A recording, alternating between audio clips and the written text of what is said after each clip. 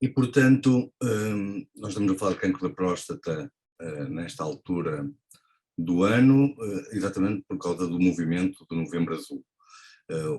Isto é um movimento que foi criado para a sensibilização da comunidade para as doenças masculinas e, frequentemente, o tema mais abordado é exatamente o do cancro da próstata.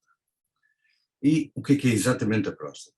Ora bem, a próstata é um órgão, uma glândula, que faz parte do aparelho sexual masculino e que produz grande parte do conteúdo do sêmen ou do ejaculado.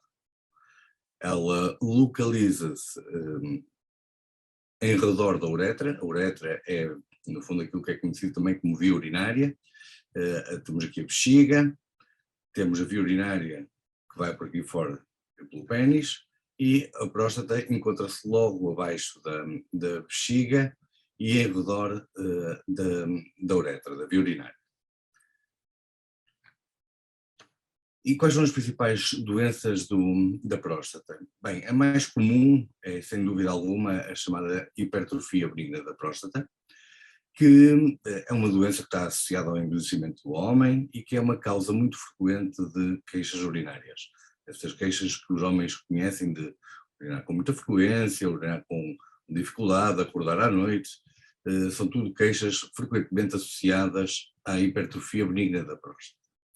Há uma outra condição que é pouco falada, que é a prostatite.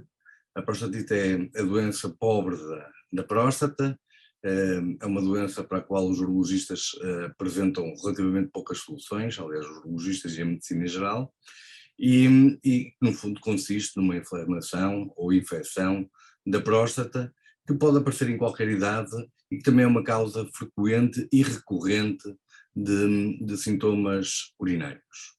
E finalmente temos o cancro da próstata. Esta, sem dúvida alguma, a doença mais mediática e a qual nos vamos centrar hoje. E porquê falar de cancro da próstata? Para começar, porque é o segundo cancro mais frequente no homem, sendo mesmo o primeiro acima dos 50 anos de idade, e porque frequentemente também pode, com alguma frequência, pode provocar queixas urinárias e levar os homens até à consulta de urologia. No entanto, este tipo de cancro tem uma taxa de mortalidade inferior à de outras doenças oncológicas, graças a Deus, e ainda bem, só que, no entanto, temos também aqui outra faceta da doença, que são as consequências dos tratamentos que são realizados para este tipo de cancro. E será possível prevenir o cancro da próstata?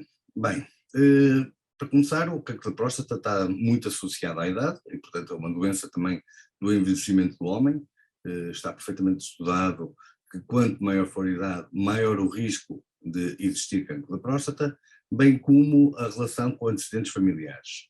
Embora seja muito mais forte esta relação familiar com os familiares de primeiro grau, isto é, com a existência de cancro da próstata no pai ou irmãos, realmente também existe um risco aumentado, em menor grau, se existirem outros familiares que tenham tido cancro da próstata. Esta relação familiar é tanto mais importante quanto mais jovem for a idade de aparecimento do cancro da próstata no familiar. Portanto, é muito diferente o risco de um homem desenvolver cancro da próstata, tendo em conta que o pai teve cancro da próstata aos 78 anos, ou o risco se o pai desenvolveu cancro da próstata aos 52. No entanto, isto é uma doença que demora muito tempo a desenvolver-se, isto demora várias décadas. Existem estudos que mostram que pode haver sinais precoces de cancro da próstata já na casa dos 20, 30 anos, só que eles não se manifestam nesta altura, se manifestam muito mais tarde, o que faz com que a prevenção seja complicada. É complicada porque teria de ser uma prevenção muito longa, teria de ser feita durante várias décadas. É difícil de implementar, porque também obrigaria que as pessoas cumprissem essa prevenção durante muito tempo e também teria um custo associado com um valor que é difícil de avaliar, dado que uma boa porcentagem dos homens, a maior parte dos homens não desenvolve cancro da próstata. Portanto, teríamos a realizar uma prevenção com um custo elevado, com um tempo de duração longo, de difícil implementação, para prevenir um número relativamente limitado de cancro da próstata. Já foram avaliados muitos fatores e muitas substâncias, há muita polémica se existirão atitudes que poderão melhorar ou diminuir o risco de cancro da próstata, se há substâncias também que podem diminuir o cancro da próstata.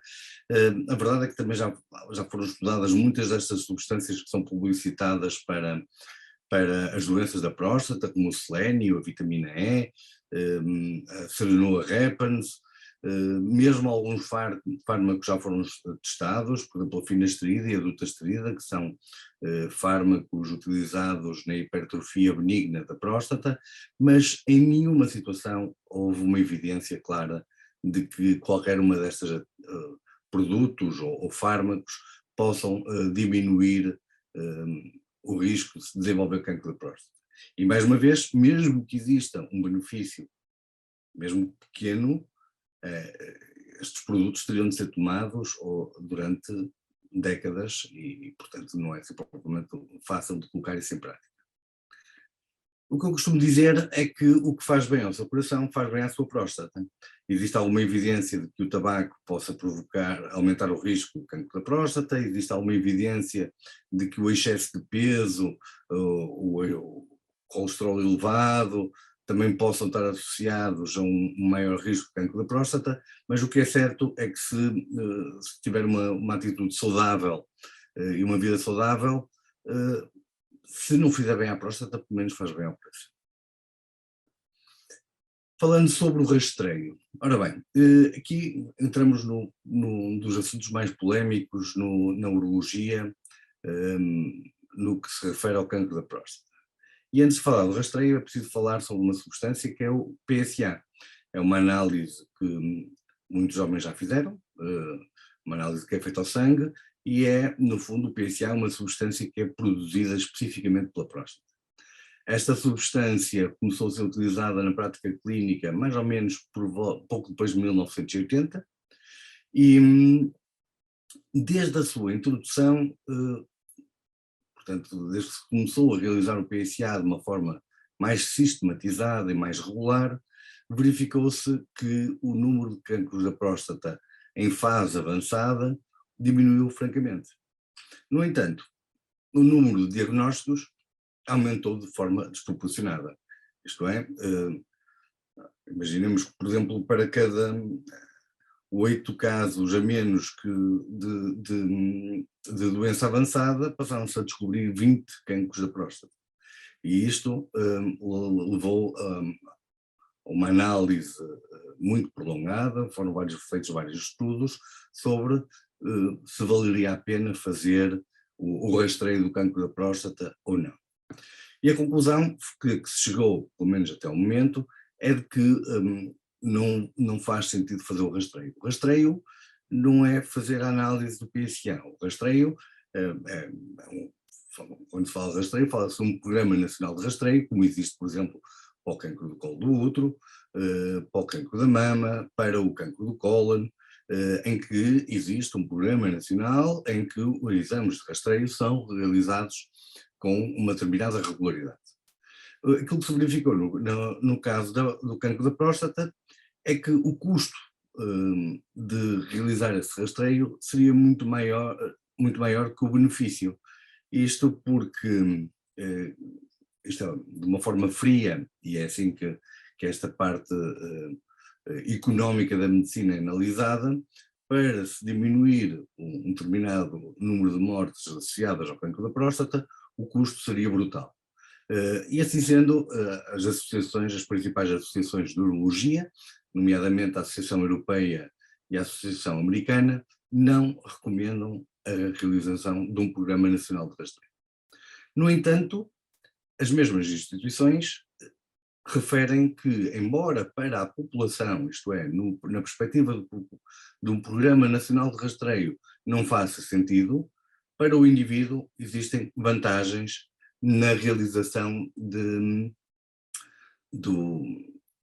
PSA e na avaliação da existência de cancro da próstata. Esse interesse que existe, esse benefício que existe a nível do indivíduo, pressupõe que as pessoas conheçam os benefícios e os lados negativos de ser feito o diagnóstico precoce do cancro da próstata. E o que é o diagnóstico precoce do cancro da próstata? É exatamente diagnosticar o cancro da próstata numa fase mais inicial. Portanto, há bocado falei do PSA e que a introdução do PSA permitiu diagnosticar cancros da próstata sem ser numa fase muito avançada e, portanto, permite diagnosticar mais precocemente, numa fase inicial, a doença. E que exames é que são utilizados para fazer este diagnóstico? Ora bem, o PSA, como falamos, que quem já o realizou e quem olhou para as análises com um bocadinho de cuidado, viu que existem lá uns valores de referência. Eu costumo dizer na consulta que esses valores de referência são arbitrários, eles são mais históricos do que propriamente de interesse clínico, isto porque a relação do cancro da próstata com o PSA é uma relação mais ou menos linear, isto é, quanto maior o valor do PSA, maior o risco de existir cancro da próstata. O que não quer dizer que com valores abaixo daquilo que são considerados os valores de referência, não possa existir cancro da próstata. E para isso, nesse sentido, aquilo que eu dou mais valor é exatamente a evolução do valor do PSA ao longo do tempo.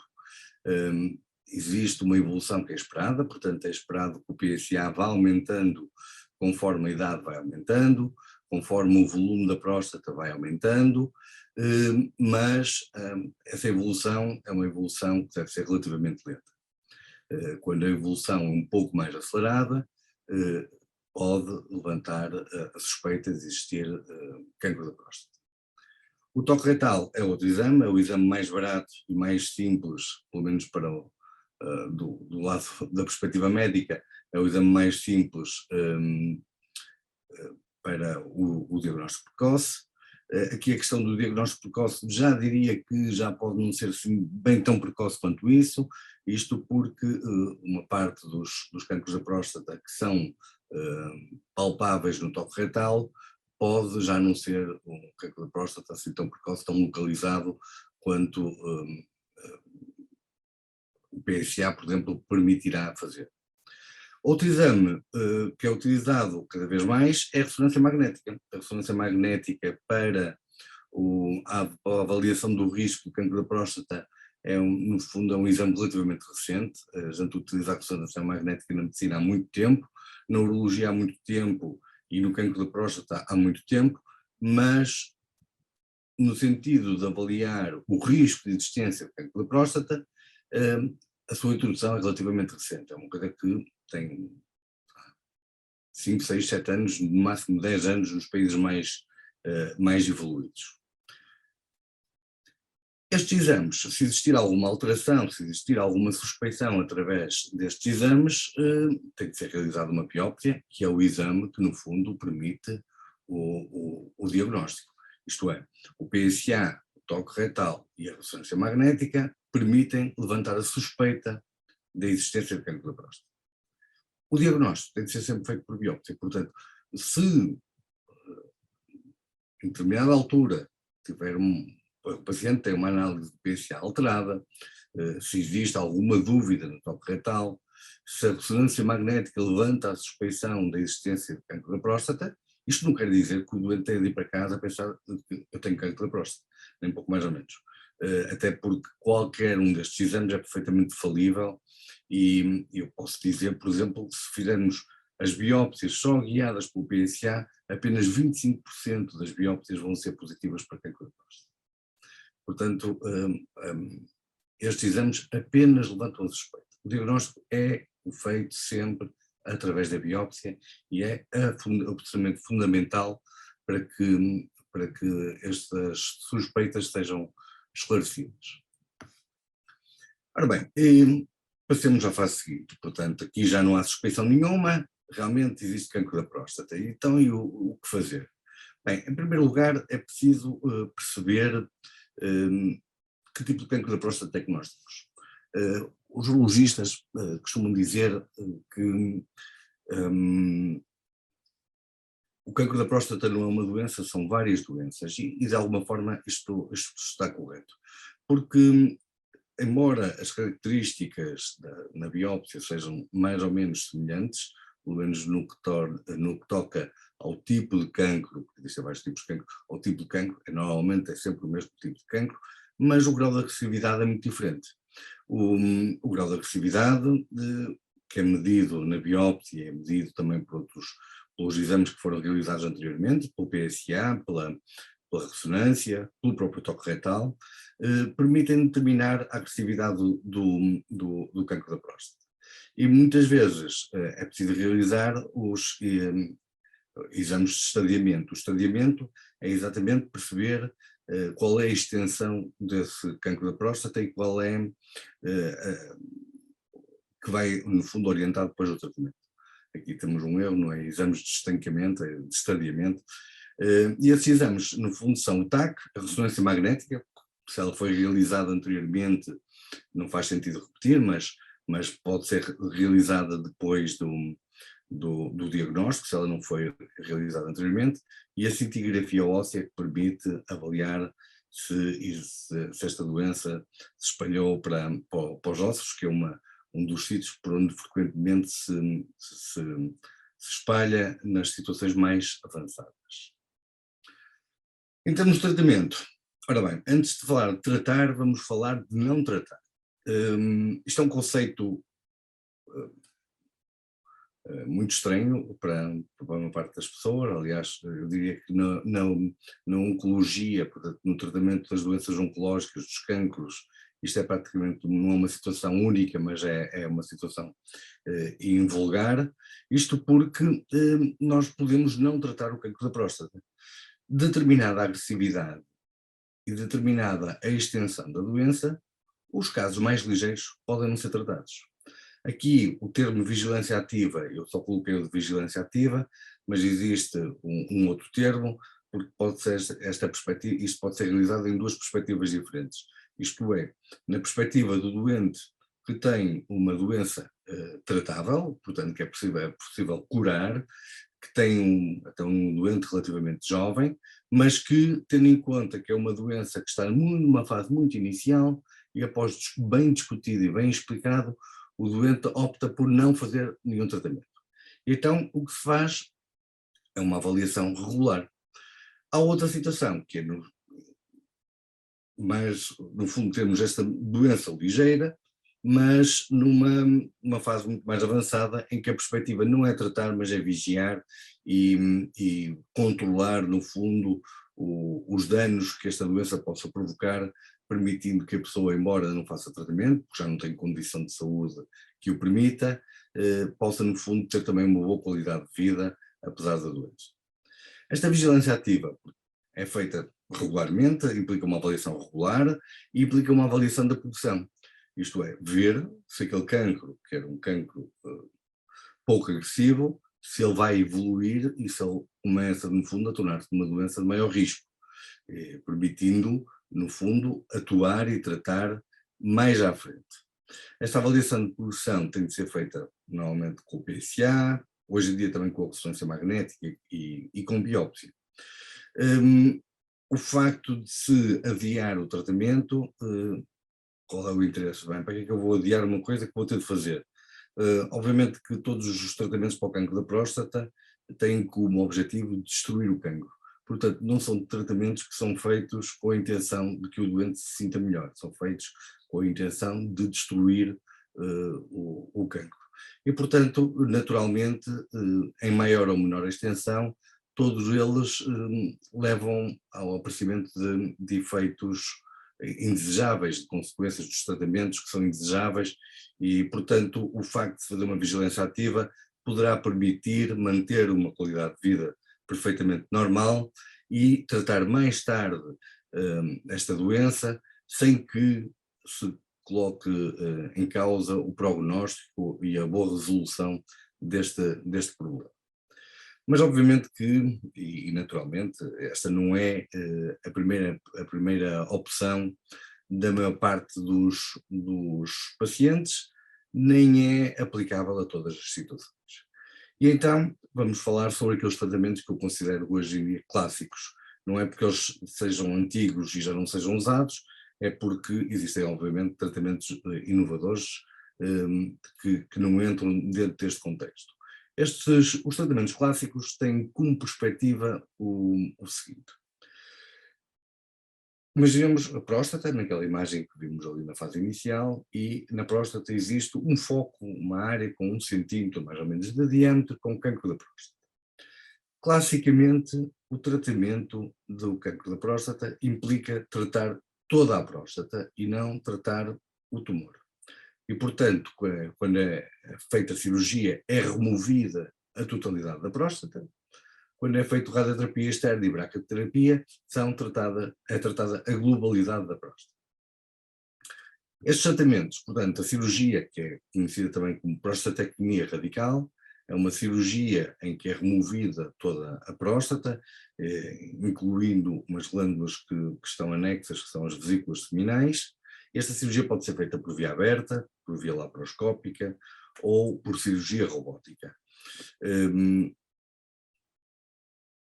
Não vou falar aqui sobre as vantagens e desvantagens de cada uma das abordagens, até porque algumas delas poderão não estar disponíveis para toda a gente, mas posso garantir que qualquer uma delas é igualmente eficaz. A radioterapia externa, no fundo, é um tratamento de radioterapia. As pessoas às vezes associam a radioterapia, confundem radioterapia com quimioterapia e pensam que a radioterapia faz cair o cabelo e todas as situações. Não é isso que se passa. A radioterapia, no fundo, é um tratamento em que é administrada radiação à próstata. No caso da radioterapia externa, a fonte dessa radiação está no exterior do doente. É uma máquina que emite um feixe de radiação e que esse feixe é centrado na próstata. Isto é um tratamento que hoje em dia é muito evoluído, é um tratamento que no passado provocou algumas consequências bastante complicadas aos doentes.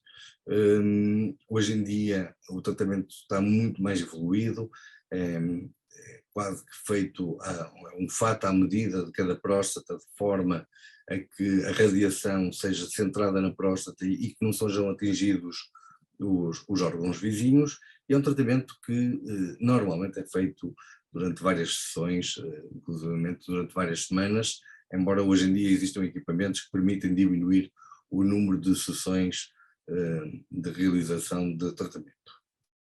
A braquiterapia, destes 3 tratamentos que estou a falar, é o mais recente. É um tratamento que consiste, portanto, também é baseado na utilização de radiação, só que a radiação, em vez de vir de fora de uma máquina, é aplicada na próstata através de uns implantes. Isto, no fundo, é quase como, não será bem uma cirurgia, é mais um tratamento em que são colocados implantes guiados por um computador, são colocados implantes na próstata, é feito numa única sessão e é um tratamento bem tolerado.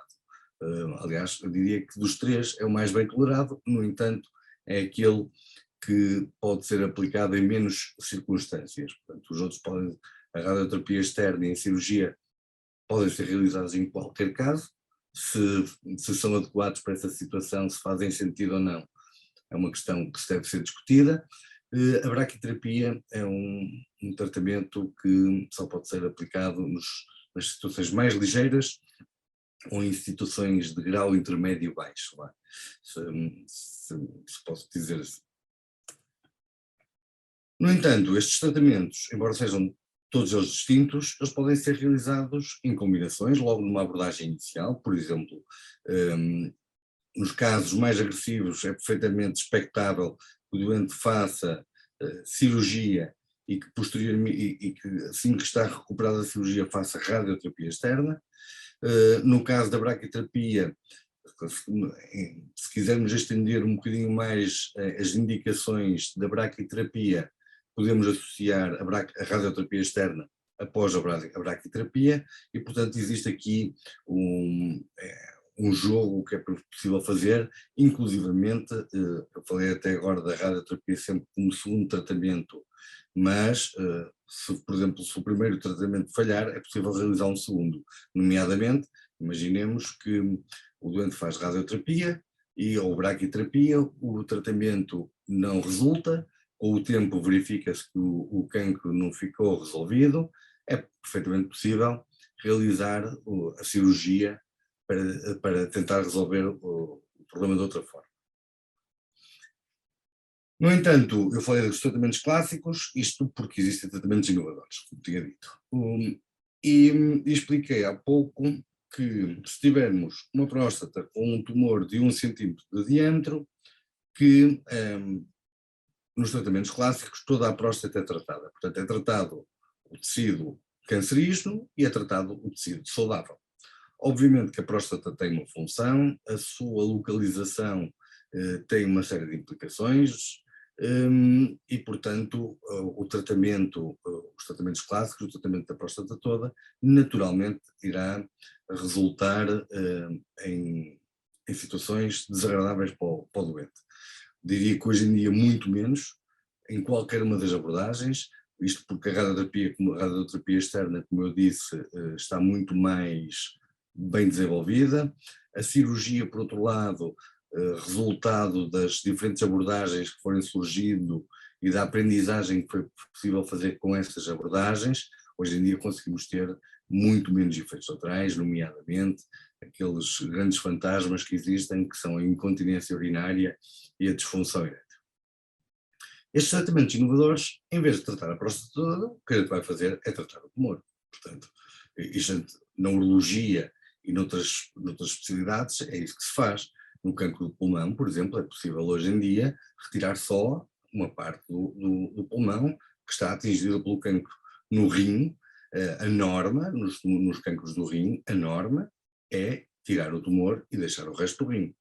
Na próstata, isto só agora é que se começa a falar e portanto, chama-se este tratamento o tratamento focal, em que não é focal, daria a ideia de que a gente só vai mesmo tratar só ali o tumor, mas não é verdade, a gente trata o tumor com uma margem de segurança. No entanto, os efeitos laterais destes tratamentos são muito menores do que dos tratamentos clássicos. A aplicação neste momento ainda é relativamente limitada em termos de agressividade dos tumores, portanto, obviamente que é uma técnica nova e portanto, aquilo que faz sentido é a gente começar a aplicá-la em casos mais ligeiros e conforme a técnica se vai desenvolvendo e os resultados vão aparecendo, a gente vai poder provavelmente expandir as indicações para estes tratamentos. Os resultados são extremamente interessantes, sobretudo no que se relaciona com o controle da doença e a qualidade de vida. No entanto, alguns destes tratamentos ainda são experimentais e, portanto, é preciso ter algum cuidado, até porque hoje em dia na saúde o marketing é algo extremamente forte, e é fácil vender estes tratamentos inovadores sem que eles tenham propriamente indicação para a situação. No entanto, não há dúvida nenhuma, na minha opinião, este é o caminho. Já existe uma série de alternativas em termos de terapia focal que é perfeitamente aplicável no dia a dia e estou convencido que muito em breve passará a ser uma indicação formal e quase que absoluta, como acontece nos tais tumores do rim, isto é, em que o objetivo vai ser, se for possível, aplicar sempre este tipo de tratamentos, se estes tratamentos só em situações especiais é que se irão realizar os outros tratamentos. Acho que não está para um futuro tão distante quanto isso. Estes tratamentos inovadores existem imensos, isto é uma área que está em perfeita expansão, no entanto existem algumas adaptações, por exemplo a braquiterapia que eu falei há pouco, a colocação dos implantes radioativos na próstata, é possível, em vez de os colocar na próstata toda, colocar só na área do tumor, e eu posso dizer que temos alguma experiência nisto com excelentes resultados. A crioterapia também já realizamos, no fundo consiste em tratar o tumor congelando o tumor, portanto é uma terapia, é um tratamento feito pelo frio, no fundo o tumor é queimado pelo frio, toda a gente tem a ideia de que as queimaduras são possíveis não só pelo calor mas também pelo frio e portanto o tratamento baseia-se nesse princípio. Existem tratamentos também com laser, existe uma técnica que é a eletroporação, que tem sido relativamente divulgada mas lá está, se calhar com indicações demasiado exageradas em determinadas circunstâncias, e eu esqueci-me de colocar aqui uma que também é extremamente promissora, que é a utilização de ultrassons de alta intensidade, aquilo que é conhecido como HIFU, e que será uma das terapêuticas que quase certeza que vai ser a base de toda esta terapia focal. No entanto, tudo o que eu falei agora, até agora, tanto estes tratamentos inovadores como os tratamentos clássicos, foram para as situações mais frequentes. E, portanto, hoje em dia, com o PSA, é cada vez mais frequente que o cancro da próstata seja diagnosticado numa fase inicial, numa fase precoce. E, portanto, é possível tratá-lo com aplicar os tratamentos que falei, com uma intenção de curar a doença. Portanto, quando falamos de cancro, a gente não deve falar não deve dizer ao doente que o doente vai ficar curado, porque isso é algo que só o futuro poderá dizer. E, portanto, os tratamentos são feitos com intenção curativa. No entanto, se a doença já não estiver limitada à próstata, imaginemos, por exemplo, que o cancro já ultrapassa, no fundo, os limites locais da próstata, ou então que já se espalhou para outros órgãos, então estes tratamentos já não são aplicáveis. Já não fazem sentido, embora hoje em dia exista uma corrente que mostra que poderá haver um benefício pela realização da cirurgia, embora que ela nem sempre é aplicável nestes casos, mas poderá haver um benefício da cirurgia, mas classicamente não é a indicação para a cirurgia quando existe doença avançada, isto é, quando a doença já não se limita à próstata. Nestas circunstâncias, têm surgido imensas novidades, sobretudo no que se refere à quimioterapia. Existe o tratamento hormonal, que geralmente é realizado numa fase inicial, e existe quimioterapia, que hoje em dia quase que se funde com o tratamento hormonal, que muitas vezes é feito em conjunto. Os desenvolvimentos na área do tratamento cirúrgico tem havido evolução nesta área, o desenvolvimento é absolutamente incrível e neste momento dispõe de tantas ferramentas que é possível, na grande maioria dos casos de doença avançada, ter resultados bastante favoráveis e com bastante qualidade de vida. Agora, queria falar também um pouco sobre os mitos associados ao cancro da próstata. Estes mitos poderão ser reais para algumas pessoas, poderão ser impensáveis para outras, mas são algumas das situações que ouço com frequência na consulta e que eu acho que é preciso esclarecer. Uma é de que, como não sinto nada, não devo ter cancro da próstata.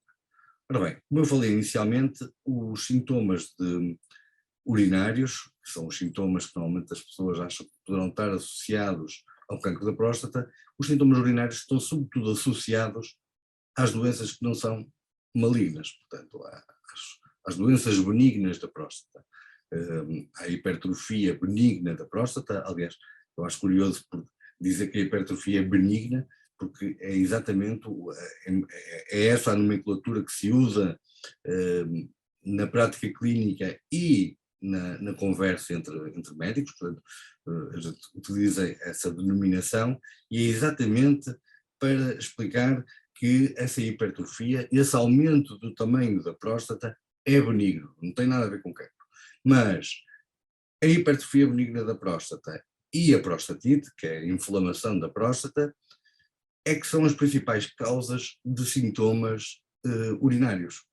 A maior parte das vezes o cancro da próstata, e sobretudo com o diagnóstico precoce do cancro da próstata, não há praticamente sintomas associados a esta doença. E por isso é que é necessário ou é importante a realização de uma avaliação frequente. Outro mito é de que é uma doença dos homens velhos. Isto não é um mito no sentido absolutista desta frase. Isto porque realmente, quanto maior for a idade, maior é o risco de cancro da próstata. E é invulgar, nós temos diagnósticos abaixo dos 50, 45 anos.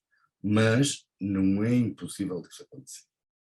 Por isso mesmo é que deve ser discutido com o médico de família, deve ser discutido com o urologista, a realização do PSA, a tal análise ao sangue, a avaliação do toque retal, a partir aí dos 40 anos. 40, 45, 35, depois depende um bocadinho também da existência de um risco familiar mais ou menos extenso. Mas isto, portanto, não é uma doença só do envelhecimento, é uma doença que pode aparecer mais cedo. E normalmente os casos mais sérios até são aqueles em que aparece mais cedo. E, portanto, que necessitam até de uma atitude mais firme, mais assertiva. Vou ficar impotente e incontinente. Ora bem, mais uma vez, isto não é totalmente um mito. Há, historicamente, sobretudo a cirurgia conduzia à incontinência e impotência, mas, sem dúvida alguma, que não só a cirurgia está muito mais evoluída, hoje em dia somos muito mais precisos e sabemos muito melhor fazer a cirurgia. Os resultados de incontinência hoje em dia são relativamente baixos, não quer dizer que não existam, pode acontecer, mas acontece numa porcentagem baixa de doentes. A impotência realmente é uma situação que está bastante associada à cirurgia. No entanto, se for realizado o diagnóstico precoce, a cirurgia não é o único tratamento existente. Existem muitas alternativas e alternativas que permitirão manter uma excelente qualidade de vida. Nós temos imensos doentes, eu tenho, por exemplo, estou-me agora a lembrar de um paciente que tenho com 42 anos, que teve cancro de próstata, que fez braquiterapia e que já o fez há 4 anos, 5 anos, e que tem uma vida perfeitamente normal, tanto do ponto de vista social como do ponto de vista sexual. Portanto, no fundo, esta doença foi mais uma pedra no caminho dele, propriamente uma parede. Tenho os dias contados, nem pouco mais ou menos, porque quando estamos a falar quando falamos de doenças oncológicas, falamos sobre sobrevida aos 5 anos, aos 10 anos. No caso do cancro da próstata, a gente pode falar à vontade aos 10 anos e na maior parte das situações pode falar aos 20 e por aí fora. Isto porque existe uma taxa de cura bastante alta. É possível ter doentes curados, doentes com cancro da próstata curados. Obviamente que, reforço mais uma vez, tanto as opções e o prognóstico será tanto melhor, quanto mais cedo for realizado o diagnóstico. Esta questão aqui do PSA é uma questão que tem dado muita celeuma. Quando saíram alguns resultados sobre rastreios que foram realizados em ambiente de estudo clínico, houve quem colocasse a questão da forma de, bem, afinal o PSA não serve para nada, houve até quem propusesse fazer, por exemplo, como se faz para o cancro do cólon, do intestino, que era fazer exames